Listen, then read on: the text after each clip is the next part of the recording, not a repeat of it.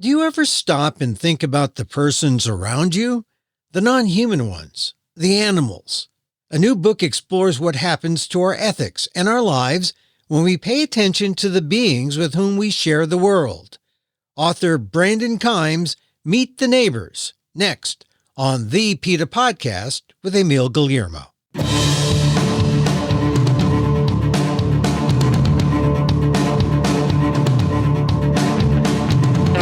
Welcome to the PETA Podcast.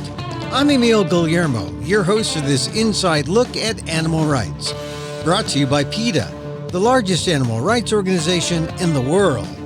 On today's episode, what happens when you really see the animals around you? Not just your dog or cat, but the birds outside, the raccoons and deer on your back porch. Would you eat them, wear them, use them for your amusement, experiment on them? Brandon Keim is a journalist and now author who explores how our lives change when we stop and really notice the animals with whom we share the world. His new book is Meet the Neighbors: Animal Minds and Life in a More Than Human World. My conversation with author Brandon Keim on this edition of the PETA Podcast with Emil Guillermo. So, Brandon Keim, thank you very much for being part of the PETA Podcast. It's great to meet you. It's a pleasure to be here, Emil. Thank you. And, of course, the occasion is the publication of your new book, Meet the Neighbors: Animal Minds and Life in a More Than Human World. I mean, the title says it all, really. I mean, you didn't even have to write the book. We can, if we were able to, just intuit everything. There it is. It's right there. But Meet the Neighbors, you're not talking about Billy and Bobby Smith next door. You're not talking about the guy and gal next door. Yes, not the folks next door, not the people on next door, but the animals who live all around us. And I should also say, not only the animals who live in backyards and parks and on Earth at this moment. It truly, the whole planet is truly a shared place. It's kind of blunt. Meet the neighbors, and people will think, oh, they're thinking the human ones, but you're thinking about all the other ones, and that's because we don't notice them, do we? We don't notice them, and there's really this push to see humans and nature not as intrinsically separate, but really is joined, which I think is a wonderful thing, and there's such a desire out there to appreciate other animals as kin. So there's a story early on in the book where I'm living in Bethesda, Maryland, and so it's a very leafy suburb, and it took a while for me to wrap my head around it, because it is simultaneously a very developed and anthropogenic space. But there is so much greenery and so much growing. And every time you walk outside, there's birds and small mammals and deer and so much more wildlife than I was expecting in such a human space. And so anyway, there was this stormwater retention pond that I lived beside on the edge of the National Institutes of Health campus. And every morning I'd go to the stormwater pond, and there was a little, inlet stream running into it from the city drainage system, and I would sit by this little stream with weeds and what have you growing on the banks, and every day, I would always see the birds bathing in the stream, and it was really, really a wonderful way. There were song sparrows and house sparrows and catbirds and mockingbirds and cardinals and starlings and the whole neighborhood menagerie. And after a while, it really dawned on me that, I was seeing the same birds over and over. This was their morning ritual, just to, really in much the same way as, I would go and sit by the stream too. It was like we were, meeting up at the diner or at the YMCA every morning. And it just really sunk into me then. It's not like they were living in my space or I was living in their space, but it really truly was a shared space, and we were just neighbors. Yeah, it's funny. I live near that same place, that old part of Bethesda with those old brick row houses, right? Yeah, no kidding. Yeah, and I did notice that about living in Bethesda, that it was green, and that in the summertime the lightning bugs, you know, Oh, and yes. as a California kid like me, I mean, I'm an adult, but you know, there I was with my Mhm. kids, and they're like, "What are those? What are those bugs lightning? You know, lighting up there, Dad?" And I said, "Are they firecrackers?" I said, there was just an awareness of the differences in the animals and the beings around us, wherever wherever you live, East Coast, West Coast, Bethesda. So it's what a coincidence. And so you mentioned this, that there's this growing awareness. What happened so that we are now more aware? I mean, you're writing this book because it's sort of landmarking or benchmarking this milestone that, hey, we didn't know about, we didn't discover these animals before, or we didn't notice them. Now we are. What do you think has happened that people are now starting to say, yeah, they're there? There are several factors that are involved in that. So it's not like the idea of other animals as thinking, feeling beings is brand new to Western society, right? It's something that a great many people have believed and understood for millennia, but but it's been a very unevenly distributed idea. I'm going to say when I was growing up, it was perfectly normal to think of my dog or my cat, as a someone, right? You live with them, you know they're intelligent unless you're really oblivious to them. But that's just not the lens through which I saw, well, certainly not the animals who I consumed or the animals who are used for research. I mean, I didn't even see them, right? They're essentially invisible, but it wasn't how I saw wild animals necessarily either. And so, when I was a kid, I went fishing a lot, and and I liked those fish. I bore absolutely no animosity to those fish. I didn't want to hurt them.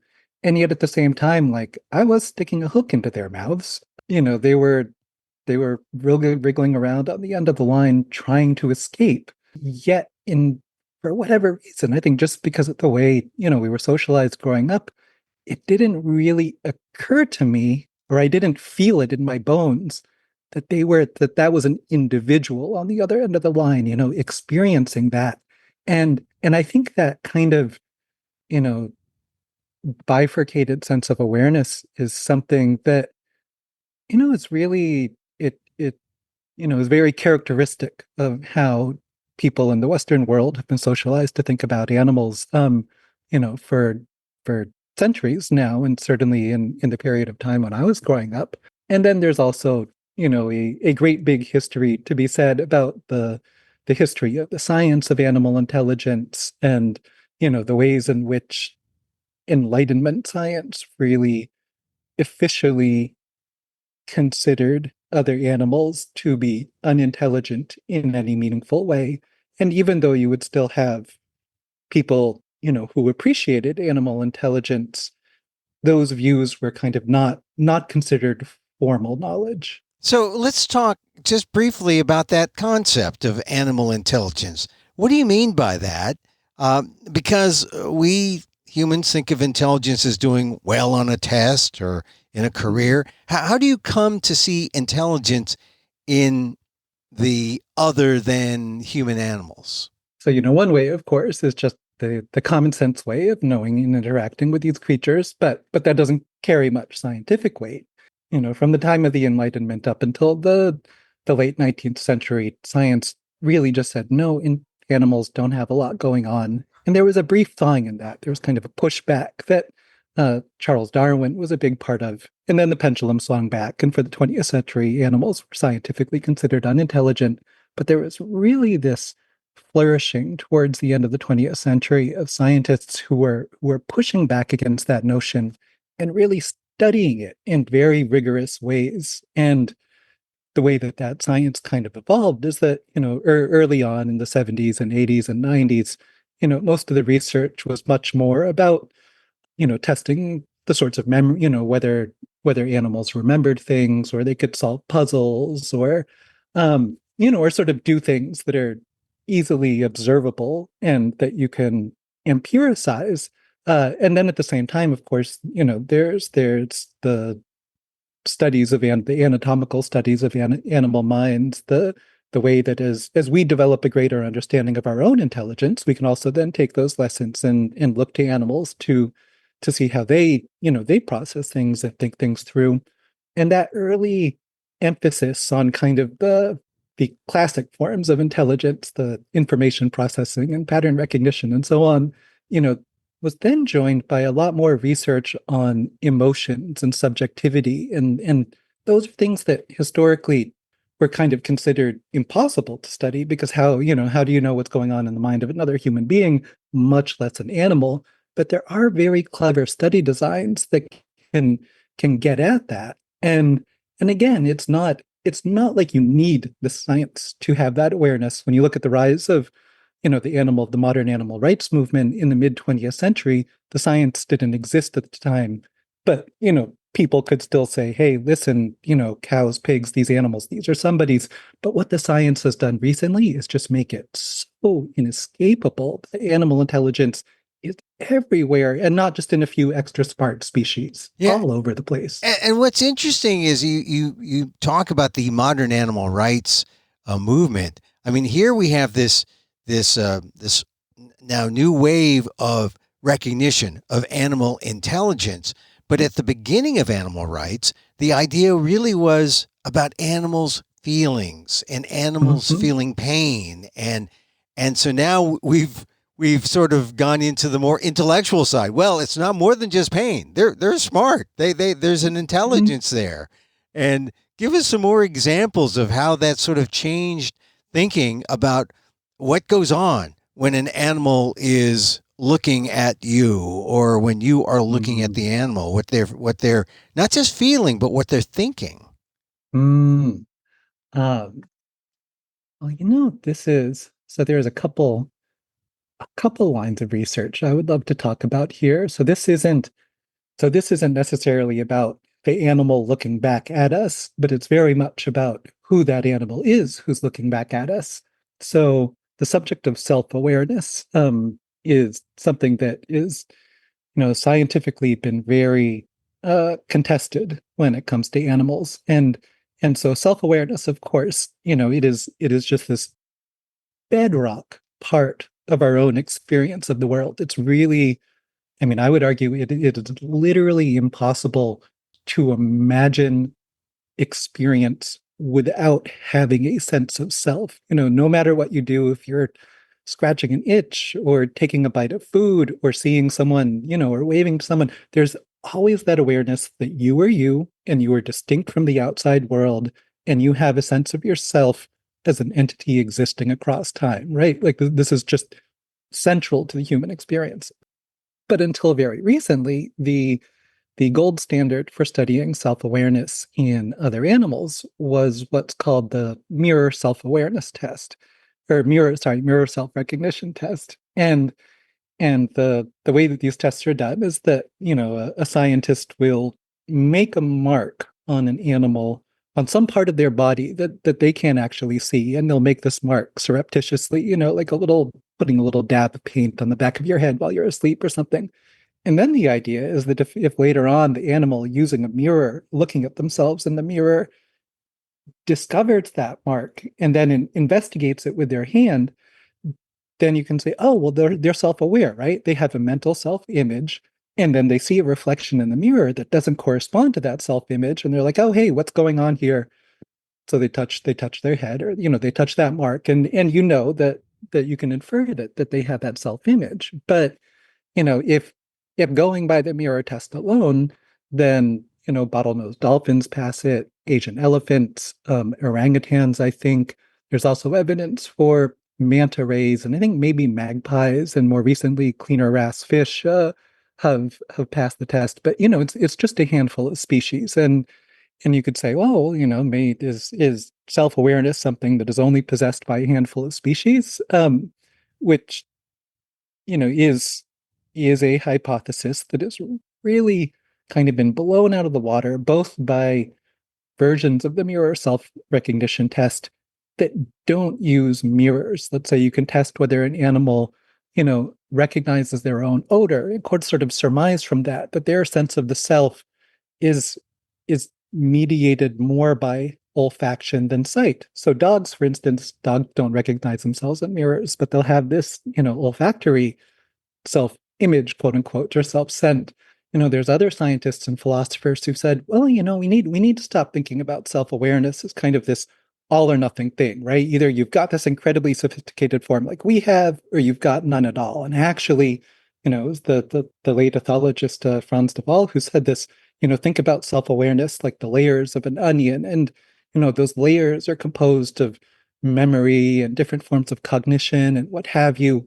But at the center of that is just this, what they call pre-reflective self-awareness, just kind of being aware of your own body in this really central way. And the experiment that I love involved rat snakes. And so rat snakes eat rats. And, kind of when they eat a rat, it's like that cartoon image, their slender body, and then a big ball of a rat in the middle, and then the body. And so, the researchers will set up an enclosure where you have a divider in the middle that has two holes, a little hole and a big hole, and the snake has to go from one side to the other. And so if they have not eaten, they'll take the smaller hole, right? Like it's just there, it makes sense. But after they've eaten, they'll use the big hole. And it's not like they do it randomly. It's not like they try the small hole and then they're like, well, I can't fit through this, so I guess I'll go through the other. But they just go through the big hole because they're aware of the dimensions of their body expanding. And that just gets at this sense of self that some scientists and philosophers now argue is really just foundational across all vertebrates and a great many invertebrates, and it's kind of not that it's certainly not rare. And it's just, for me, these things historically, what makes us human has always been conceived of as what makes us different from other animals. But I think the better way to think about what makes us human is just, what is really important to us. And one of those things that's just so foundational is a sense of self. And it's something we share across the animal kingdom. So it seems now from these studies that animals are self-aware, some animals more self-aware than humans, but it's something we share, and it's something that we have failed to acknowledge, but with more discussion, more research now, we can't ignore that fact, right? That there's real intelligence, there's a real awareness, and we really aren't alone. The animals are there. They're smart. They are with us, right? Oh, absolutely. And I should add to that too. And they have meaningful relationships in the world too, right? This being another thing that's so important to us. We're not just isolated, discrete individuals, but bound up in communities, and we have friends and family, and those relationships are so important to many animal species as well. And just there's so this awareness that we've been talking about. The premise of my book is that it's something, people are having those conversations about animals used for food or research or labor, and the progress hasn't happened in the way that we want it to, or as consistently as we want it to, but people are thinking about it. But when it comes to nature, that realization has sort of been much slower to percolate out into the world. And that's what Meet the Neighbors is about. What happens when we take these ideas onto the landscape? And then we encounter these animals and their animal minds. And then the implication is that we have to adapt and change to this life in a more than human world, which is part of your subtext or subtitle. Mm-hmm. Completely. I think it's, there's first, well, even before when, changing and adapting, I think part of it is just appreciating it, right? Like it's such a much richer and more interesting world full of minds who are not human. And then kind of after the discussion of animal intelligence in the book, I have stories of people, who are living out what this means, and whether that's reforming the quote unquote control of quote unquote pests, or finding ways of coexisting with coyotes, or caring for animals at wildlife hospitals, or thinking about how wildlife management can be done differently if you appreciate animals this way. there's so many ways that these ideas can grow in the world, and I talk about a few of them. Well, but just the basic idea of, well, I guess if you understand that animals have feelings, that's one level that has been around to justify animal rights for for the longest time. But now if you understand that they have animal minds and that there's an intelligence here and a self-awareness, can people really justify eating them and exploiting animals in the way they do? I think that so the answer for myself is mostly no, and I'll say mostly when so first of all, in the first 40 years of my life, I ate enough animals for several people. I grew up at a time when if a dish did not have meat in it, it wasn't really a meal, right? So so I definitely do not have any moral high ground that I'm making these pronouncements from. But over time, that's something that I just chose not to do because those animals became a someone. Although that being said, when someone serves me a meal that they've made, I'll still eat animals in that case because partly because I'm conflict averse, but also because I think that accepting hospitality is an important value. And every now and then, just because I'm not a good or consistent person, and this is something that happens with baked goods specifically, I'll buy a muffin or I'll buy a cookie that I'm not thinking too hard about what the ingredients are, and deep down inside I know, and I don't feel good about this. But that being said, I think there are a multitude of values in the world, and I think the world would be a far better place if everybody were vegan. And I don't think you can we can justify killing other animals or making other animals live short lives dominated by negative experiences. I don't think we can justify that in the name of food. But I am open to the idea that maybe somehow there could be systems where we're eating animals and those animals genuinely live lives that you or I would want to live, right? That satisfies the golden rule. But I haven't seen those yet. And I'm open to the possibility. I would love to see them, but I haven't yet. A lot of it also, if one does exploit, eat, use animals, a lot of it comes from a justification that, well, they're there for our use. We are superior. We are higher up on the food chain. I mean, there's that justification too. Does the emergence of the awareness that there's animal intelligence, there's animal emotion, does that change things or begin to change this idea of human superiority? Oh, I think absolutely. Having that recognition does not always come with equality, but I think it's just so important that sense of who animals are, it needs to be part of the ethical equation, right? However you calculate that, whatever your moral calculus is, that sense of who animals are needs to be a part of it. And I should also add, well, after I stopped consuming animals for, almost entirely, I would still so when I was in airports, I would still cheat with breakfast sandwiches. And it was almost like there's like something about like an airport terminal that kind of makes it this like zone of moral suspension. I don't know what's going on with the Right. psychology there, right? But for like whatever reason, I could just sort of set aside my values when I was waiting for the plane. Um You're in and transit. You're in transit. right, it's a strange thing. But anyways, I started learning a lot more. So I should also say that in addition to the science, there's been this, wonderful burst of thinking from the humanities and the social sciences about animals in the last 20 years. And one of the ideas that's come out of that is the idea of thinking of other animals as laborers, as doing work, right? And so then the argument against, let's say, not consuming battery house chickens isn't only the isn't only the pain that those chickens experience, but also the fact that they are exploited workers in a sense. And there was something So when I was, so one day was I was there waiting for a flight, and I was looking at like a $2 breakfast sandwich, and like it's dropped in my mind. I'm like, you know what? Like that chicken lived a short, awful life, and the cow, who provided the milk that became the cheese, had a miserable life. And all got out of it was what, like 10 cents out of that $2.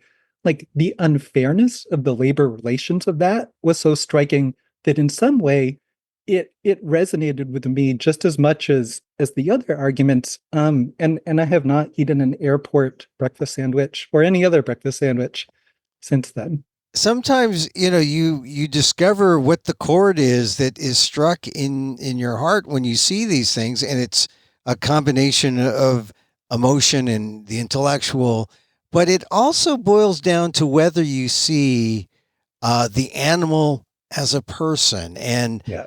you're a writer, I'm a writer. Sometimes, you come across this when you consider the pronouns. We're all into pronouns now as humans, but how about for the animal? And if you see the animal as a person, this is a serious discussion. Well, what do you mean by personhood, and how does your explorations, your writing, how does that what does that say about recognition of the personhood of animals? Mhm.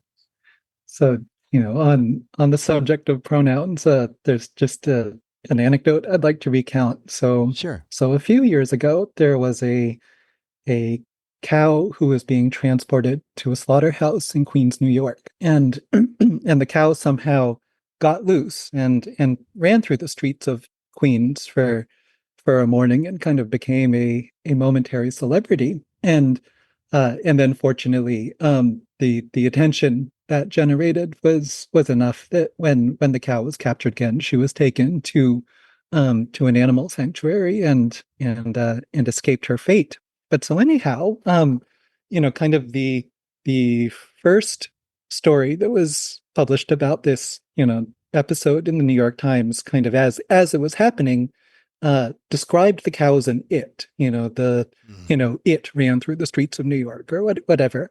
And then later on, there was, the follow-up story, and more information had been learned about the cow at that time.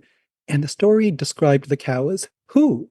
And so Peter Singer wrote into the New York Times and said, well, I appreciate the fact that you used who in the second article, but I would, could you explain how it is that the it went, that the it turned into a who? And so the ombudsman replied that this was the official style, that an animal was considered an it, which is to say you use the same word to describe it, as you would for a rock or a toaster or any other inanimate object. An animal is an it until either the sex is identified or they've been given a name, at which point it is then correct to use the animate pronoun to call them a who, a someone. And this is so completely, so obviously arbitrary and completely ridiculous, right? I mean, if the animal is a who, once you've bothered to notice them, then the animal is a who, even if you haven't. But so that episode just has always really stuck with me. And of course, the importance then of calling someone a who. Let's say if you call someone you love it, and Robin Wall Kimmerer articulates this very beautifully in Braiding Sweetgrass, where she's talking about, imagine calling your grandmother as she's standing there at the stove, making a stew. Imagine describing her as it, and something in you, your stomach clenches, right? It's so dehumanizing. And so I think it's imperative to describe animals as a who, because of course there are persons. And then to get back to your question about what is personhood, ultimately, it's one of those words that, it's so simple and yet it can be so nuanced. But, the philosopher Kant would have said a person is someone who, is an end in themselves rather than a means to someone else's end. And the late Steve Wise of the Non-Human Rights Project would say, well, in a legal sense, an animal is, or I'm sorry, a person is any entity who is capable of having a right, whether they're human or an animal or not. That's what it means to be a person, to have a right. And just the way I think about, animal and or person in my head, is, with language that I'm sure will be familiar to many of the people listening to this, it's a someone, not a something. Yeah. And so you mentioned the key word, right. I guess Meet the Neighbors, your new book, is or does have an animal rights perspective.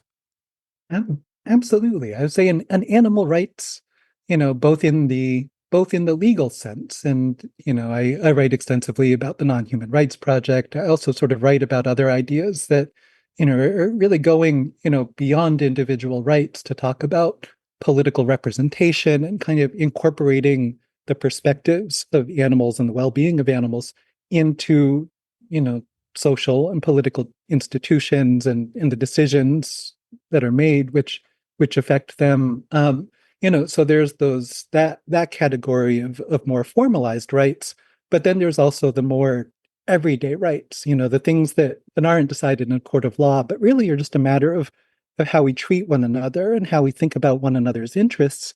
And there's so much every one of us can do in those settings and in relation to the animals, who are, in our backyards or who our lives intersect with. And there's rights in those settings as well. And I think they're really within people's grasp. Oh, give me an example. What is a way that one can respect the rights of an animal in that context? So, conflict with free living animals who live around us, whether you want to call it wildlife conflict or conflict with quote unquote pests. One of some of the favorite people in the favorite characters in my book, are those who have really pioneered the work of humane wildlife conflict resolution, right? And so obviously not, not killing a squirrel who finds his way into your attic or a you know, groundhog chewing on in your vegetable garden. So obviously, of course, not killing is a very basic step. But then there's also but also not trapping them, not trapping and relocating them. Recognizing that they have every much of a right to be there as you do. And there's a man in Toronto named Brad Gates, who's really pioneered this field. And one of his innovations is that when he takes a raccoon, and often it's a raccoon mom and her babies, out of somebody's attic or out of their garage, he just releases them outside, right? Because this is their home. They have other places to go. They know this place. They're not going to survive, or their chances of survival are very slim if you just drop them off in some random place, much less out in the wilderness where they didn't grow up, right? These are suburban creatures just like us.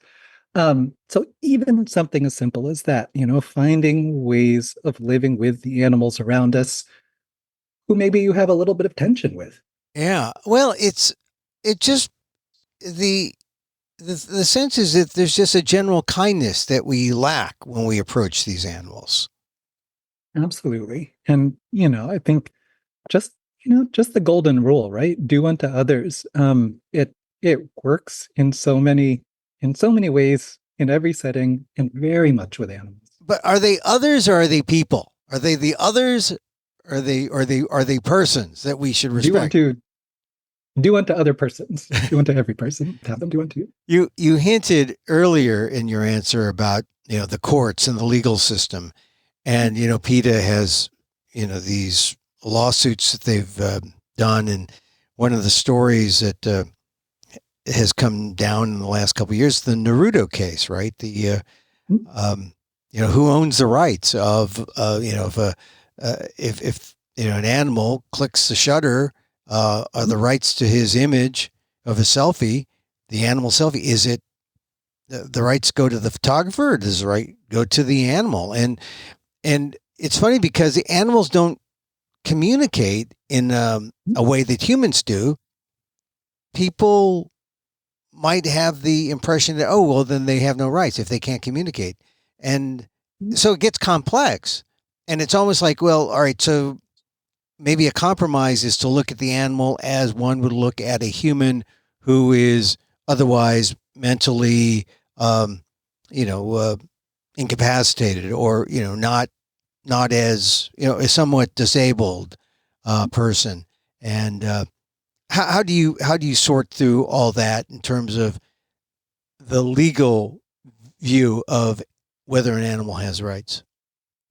So, so I would say, in that framework of kind of, finding, sort of finding human analogs for how to understand their rights or their interests.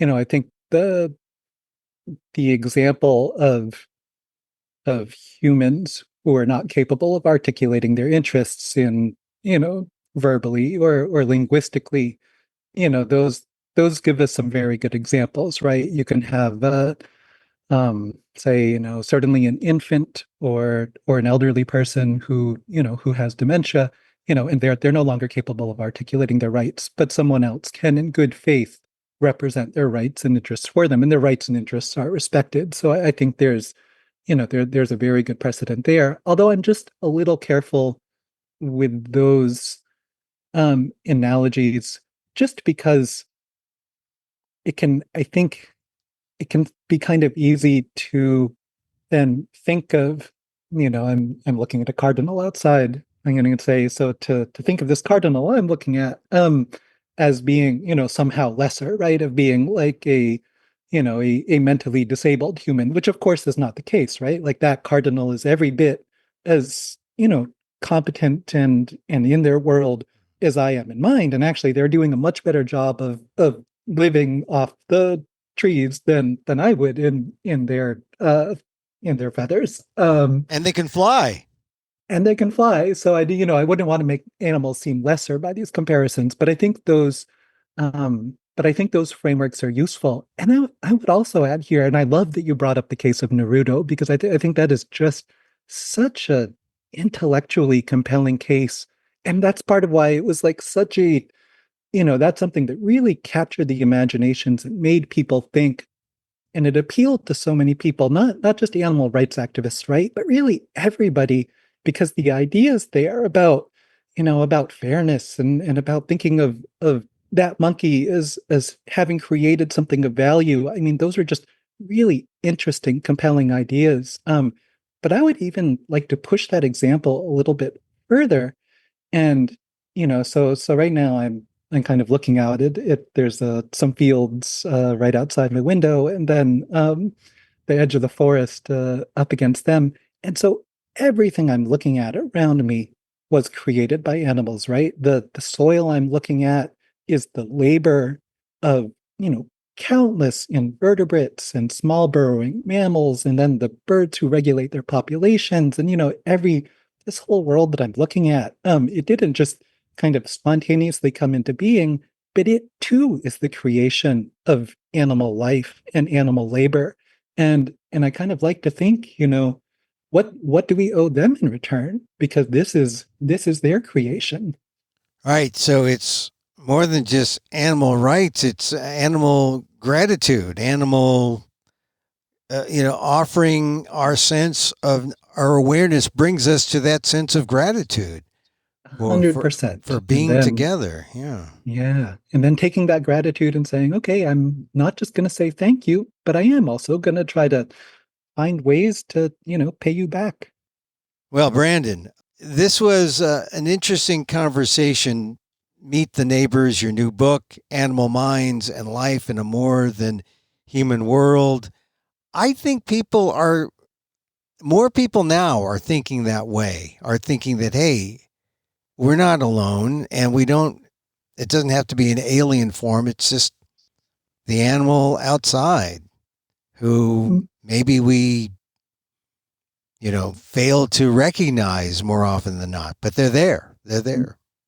I agree completely. And are there any animal neighbors in your own life who are special Oh to you? yeah, there's like mourning doves flying through here Mhm. that nest on our roof. There's all the other songbirds who come through on their flight north and south. There's cranes, sandhill Yes. cranes around here. There's we don't have deer though. We used to have when we lived in the other place. We used to have deer, but Mhm. sometimes there's a fox.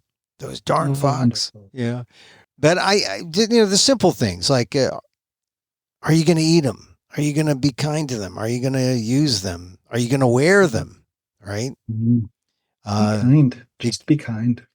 Brandon, I appreciate you being on the PETA podcast. Thank you very much. I've enjoyed this so much. Thank you. Brandon Keim, his new book, Meet the Neighbors, published by Norton, Animal Minds and Life in a More Than Human World.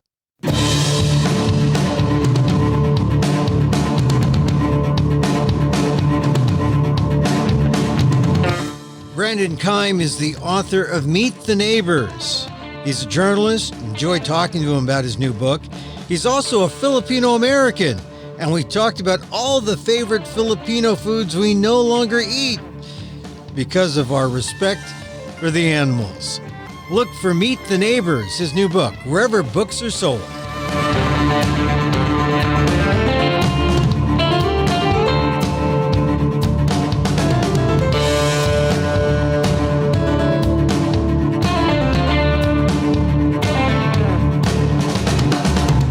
And that's our show for today. Thank you for listening. Don't forget to send a link of this show to your friends. Tell them you liked the PETA podcast. You can contact us at PETA.org. You can find me on Twitter, or X as it's known, at emilamok, or see my vlog at amok.com, or my work at ALDEF, the Asian American Legal Defense and Education Fund. That's ALDEF, AALDEF.org/blog.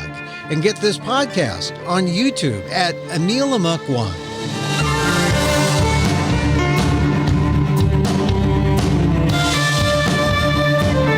Once again, thank you for listening. Check out all our episodes on your favorite podcast app or on Apple Podcasts, where you can subscribe to as well as rate and review the show. It helps get the word out about the issues you care about. Our music is provided by CarbonWorks. Check them out on YouTube. And join us again next time for more insight into animal rights and the fight for a cruelty-free world on the PETA Podcast. I'm Emil Guillermo.